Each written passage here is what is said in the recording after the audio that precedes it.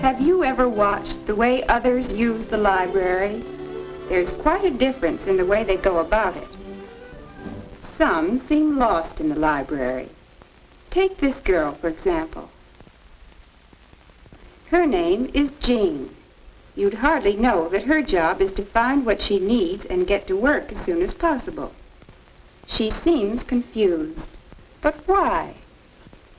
She knows what she needs material on, and she should get that material quickly in order to use her time for the real job of studying the material. Or so it seems to me. Of course, all students aren't like Jean. Tom always seems to use the library efficiently, effectively. Watch. Tom knows what he needs, and he knows our library well enough to find what he needs without waste motion or waste time. He finds the right drawer in the card file quickly, for he's used the file many times.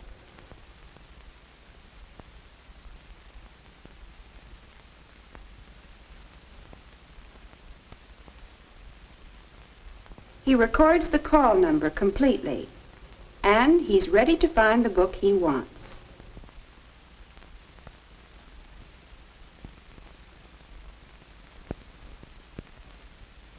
Jean still hasn't found what she's been looking for, but Tom, well, knowing the arrangement of the books on the shelves and the name and number of the book he's looking for, that's what I mean by efficiency.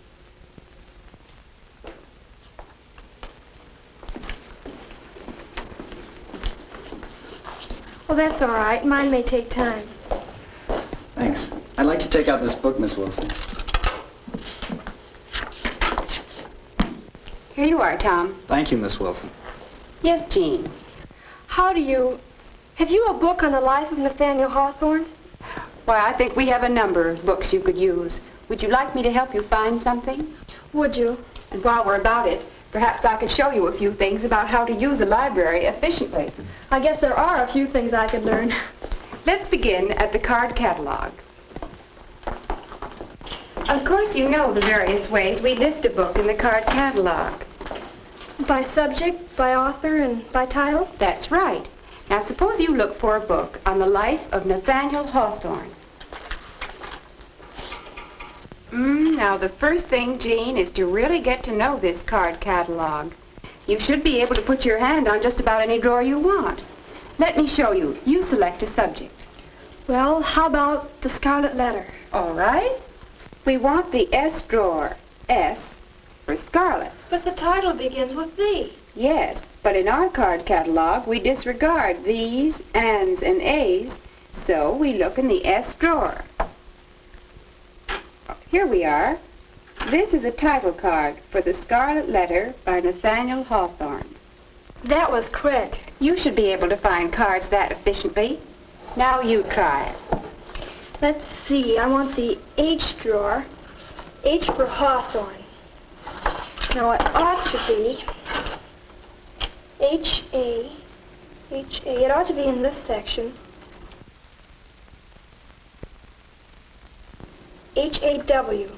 Hawthorne. Here it is. Let's see. No, this isn't it, Jean.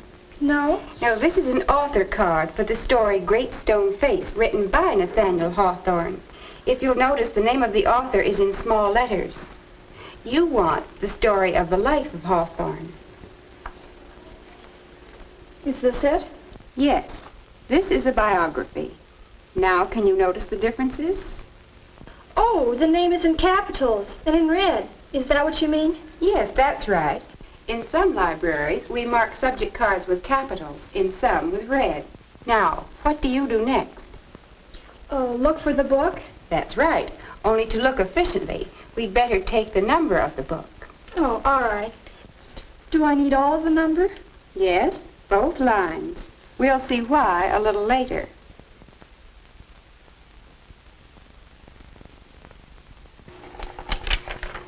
Now, before we leave the card catalog, let me show you some common problems that puzzle many people in finding the cards they need.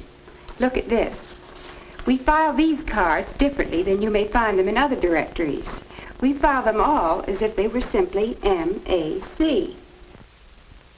Practice finding such names when you have some free time. It will save you time later. I'll bet it will. Here's another common problem. Where would you look to find 1860 or 5440? I don't know. Well, here's a clue. Notice this number is written. Oh, I see. You just put the other numbers into words. 50, 18. You spell them out. Then what? Why, you look it up in regular alphabetical arrangement. Very good. Now, one more card. Which of the following would you file first, second, and third? 1 against 3, on either hill, once in a lifetime. How do I know? Here's a clue. We file by word, not by letter. But that's one for you to work on. Now, what do you know about finding the books on the shelves? Well, I know they're organized into sections, 100s, 200s, and 300s. Is that what you mean? Part of what I mean, Jean. Have you ever noticed this chart? It's a summary of the organization system we call the Dewey Decimal System. Use it, study it, and become familiar with it, especially those sections you use frequently. Each number means something. Take 500, for example. All books numbered in the 500s deal with science. 510 tells us the books deal with mathematics. 520 tells us the books deal with astronomy. 530 is physics. Each figure in the number is significant and helps us find the book we want. We find these same numbers on the shelves and books. 530. General physics. Do you see what I mean? Yes, but why did I need the rest of the column number? We'll look further and we'll see. You'll be looking for many books in the 800s. Do you know what they are? Literature? That's right. All books numbered 800 are in literature, and each number has a special meaning. The 8 means literature. Numbers in this column mean the country. Numbers in this column mean the form of the writing. Thus, 810s are American literature. 820s are English literature. 830s are German literature, and so forth. Now, adding form, we find 811s are American poetry. 812s are American drama. What would 821 be? Why, it would be literature, English, poetry. Fine. Now, you try to find the book you want. 900. Let's see. Over there. In the 900 section, and I want 921.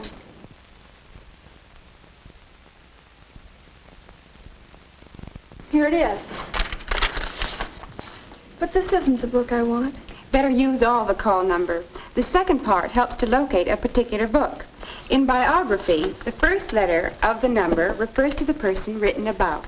In other books, it refers to the author. H31H. Here it is. This is it. Say, that wasn't so hard to find.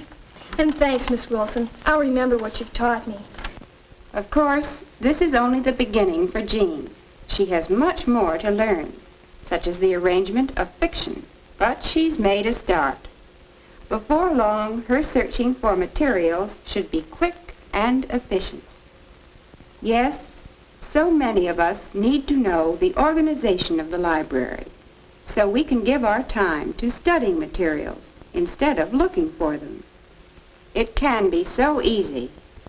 Understand the card file. Know how to find what you want quickly, efficiently. Learn the system we use in arranging the books.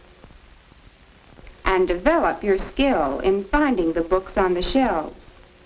With this beginning, and with practice, you can master the organization of your library and turn searching time into study time.